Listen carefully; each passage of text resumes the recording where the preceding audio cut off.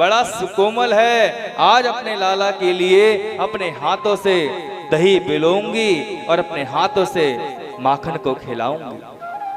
ऐसा मन में विचार कर कर जैसे ही दही को बिलोना प्रारंभ किया, मैया ने अब एक रस्सी को इधर से खींचती है, एक रस्सी को इधर से खींचती है। मथानी होती है ना लकड़ी की, दही की मलैया में मैया लोग डाल देते हैं और रस्सी से इधर से खींचती हैं, कभी इधर से खींचती हैं। मैया इस प्रकार खींच रही हैं, कभी इधर से कभी इधर से, और मन में मनन कर रही हैं, अरे लाला बस तेरे लिए आज जो है अपने हाथों से माखन निकाल के खवाऊंगी। मन से मन कर रही हैं लाला का और हाथों से शारीरिक सेवा कर रही है।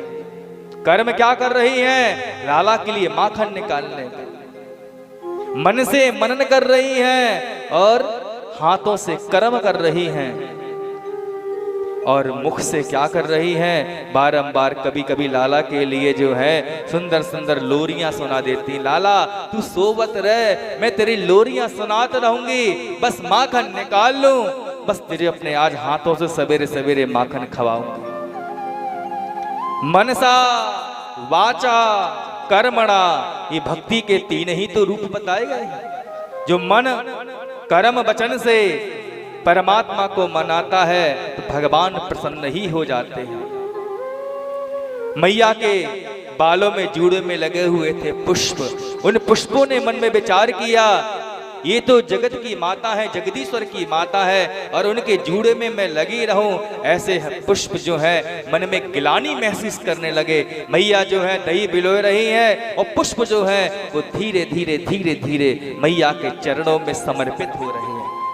कितना सुंदर दृश्य होगा, जरा नयन बंद करके इस दृश्य का अनुभव तो करें। जगदीश्वर की माता अपने जगदीश के लिए, यशोदा मैया अपने लाला के लिए माखन पिलोए रही हैं, मन से मनन कर रही हैं, मुख से लोरियां सुना रही हैं और हाथों से सुंदर कर्म कर रही हैं अपने लाला के लिए।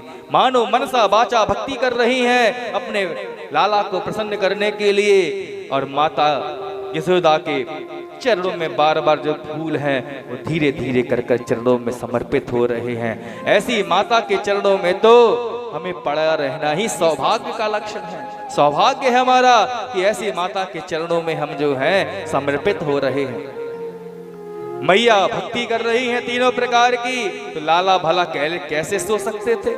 लाला उठे अपने पलंग से, धीरे धीरे आए घुटुअन चलते हुए, थोड़ा सा उठे थोड़ा चले फिर घुटुअन चल दिए।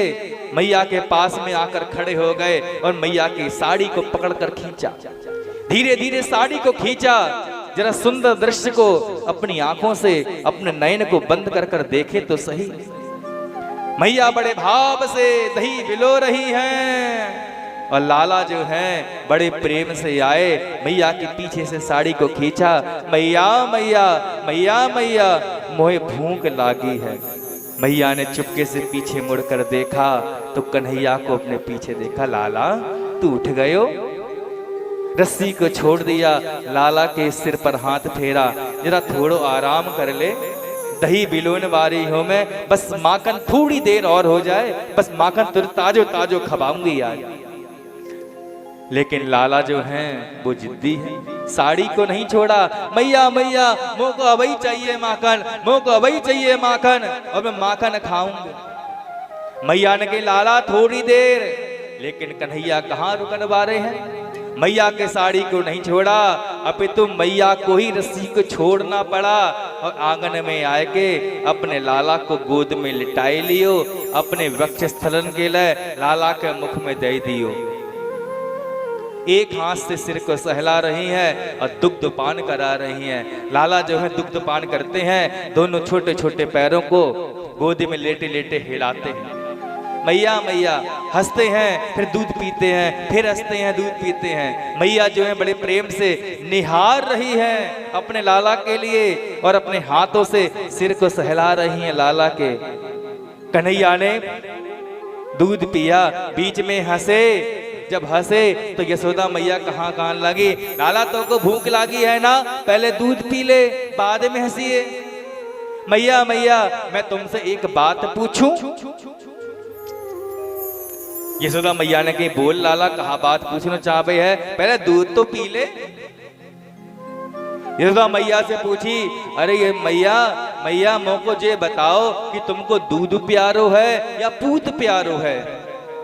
मैया तो एकदम अचंभे में आ गई, अरे लाला तू ऐसी बात पूछ रहा है, छोटा सा लाला है तू मेरा और इतना सुकोमल है, दूध पीते पीते कैसी कैसी बातें करता है। मैया बताओ ना। जिद करी तो मैया को कहना पड़ा, कन्हैया अरे मेरे लाला, तेरी सौगंध मुंह को जो है ना वो दूध प्यारो ना है, तू ही पूत प्यारो है। इतना कहा मैया ने हृदय से लगा लिया। पास में ही चूल्हे पर मैया ने दूध रख दिया था धीमी आंच पर। जब दूध ने देखा, अरे लाला जो हैं अपनी माँ का सब दूध पान कर लेंगे तो भला हमारा जीवन व्यर्थ ही है। चूल्हे पे जो दूध उबल रहा था वो उबलकर जलना प्रारंभ कर दिया। क्यों? अगर लाला सारा दूध पी लेंगे तो हमको जो है किसी व्यसनी व्यक्ति के पेट में जाना पड़ेगा, और किसी व्यसनी व्यक्ति के पेट में जाने से बढ़िया है कि हम जलकर ही मर जाएं, हमारा जीवन ही बेकार है। दूध में उफान आया और अग्नि में जलना प्रारंभ जैसी करने लगा तो मैया ने देखा, अरे लाला दूध पी लिया तो रुक। लाला के लिए जो है पास में बिठाया। मैया भागती हुई गई और अपने कपड़ा से पल्लू से जो है भगोने को उतार दिया, दूध को जलने नहीं दिया। कन्हैया ने अपनी आंखों को थोड़ा सा लाल लाल किया और गुस्से में लाल हो गए। कहने लगे, अभी मैया मेरी सौगंध खा रही थी कि मुझको पूत प्यारो है, और 1 मिनट में अपनी बात को पलट दिया और मुझको यहाँ पर छोड़कर दूध को उतारने चली गई। मैया मुंह से झूठ बोले। कन्हैया ने यहाँ पर गुस्सा थोड़ा दिखाया प्रेमवश होकर। वास्तव में बंधुओं, जिनके बालक छोटे होते हैं ना, जो अपनी माता का दूध पीते हैं, अगर उस समय पर अगर दूध जो है जलता है ना अग्नि में, तो मानो अग्नि में दूध जलने से जो बालक छोटे छोटे दूध पीने वाले होते हैं उनके लिए शारीरिक दुख होता है, आयु क्षीण होती है। मैया को ये पता था, इसलिए लाला को वहां पर बिठाकर तुरंत ही दूध को उतारने पहुंच गई।